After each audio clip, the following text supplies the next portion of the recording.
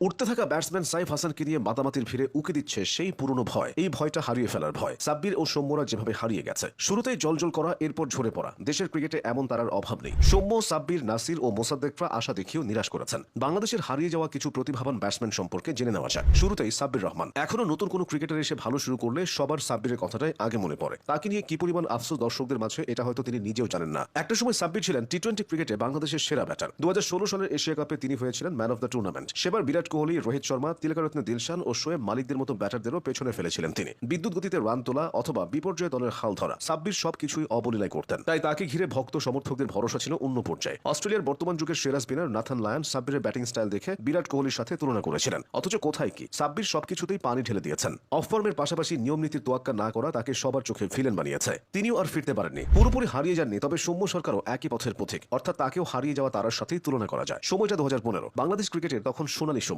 সৌম্য নিজেও ব্যাট হাতে সোনালী সময় পার করছিলেন। বিশ্বকাপে ভালো করার পর পাকিস্তান, ভারত ও সাউথ আফ্রিকার বিপক্ষে 3টা ঐতিহাসিক সিরিজে তার ব্যাট কথা বলেছিল। সাউথ আফ্রিকার বিপক্ষে 2টা ম্যাচ জেতানো ইনিংস খেলে তিনি ম্যান অফ দ্য সিরিজই হয়েছিলেন। দেখে শুনে খেলার পাশাপাশি পাওয়ার ক্রিকেটটাও সৌম্য ভালোই খেলতে পারতেন। তাই তাকে নিয়ে আসার পরিমাণটাও তখন বেড়েছিল। কিন্তু সময়ের সাথে সাথে পরিপক্ক হওয়ার পরিবর্তে সৌম্য মলিন হয়ে গেলেন। মাঝে মাঝে ব্যাট হাতে রান পেলেও ধারাবাহিকতা দেখাতে পারেননি কখনোই। এখনো মাঝে মধ্যে জাতীয় দলে দেখা যায় তাকে। তবে সৌম্যকে বেশিরভাগ মানুষ বাতিলের তালিকাতেই ফেলে দিয়েছে। নাসির হোসেন তো বাদ পড়েছেন তারও আগে। অথচ তিনি ছিলেন দেশ সেরা ফিনিশার, দেশের সেরা ফিল্ডার। 2011 সালের শেষের দিকে 3 ফরম্যাটে অভিষিক্ত নাসির অল্প সময় নিজেকে প্রমাণ করেছিলেন। পরে সেখান থেকে বাদ পড়ার গল্প সবারই জানা। এরপর শুধু তিনি বিতর্কে জড়িয়েছেন। জাতীয় দল তো দূর, এখন ঘরোয়া ক্রিকেটেও তাকে খুঁজে পাওয়া যায় না। আফিফের মাঝেও একসময় সবাই ভরসা খুঁজেছিল। কেউ কেউ তার মাঝে সাকিব আল হাসানের ছায়াও দেখতে পেত। 2018 সালে আন্তর্জাতিক ক্রিকেটে অভিষেক হলেও আফিফ নজর কাড়েন 2019 সালের ত্রিদেশীয় সিরিজের প্রথম ম্যাচ দিয়ে। জিম্বাবুয়ের বিপক্ষে ধ্বংসস্তূপে দাঁড়িয়ে তিনি একাই বাংলাদেশকে জেতান সেদিন। কোভিডের পর ঘরের মাঠে অস্ট্রেলিয়া ও নিউজিল্যান্ডের বিপক্ষে টি-20 সিরিজেও আফিফ ছিলেন সবচেয়ে ধারাবাহিক পারফরম্যান্স। 2022 সালে মিরাজের সাথে ঐতিহাসিক এক জুটিতে আফগানদের বিপক্ষে খেলা তার সেই ইনিংসের কথা মনে আছে। অথচ সেই আফিফ আজ কোথায়? মোসাদ্দেক হোসেনের ক্ষেত্রেও একই কথা প্রযোজ্য।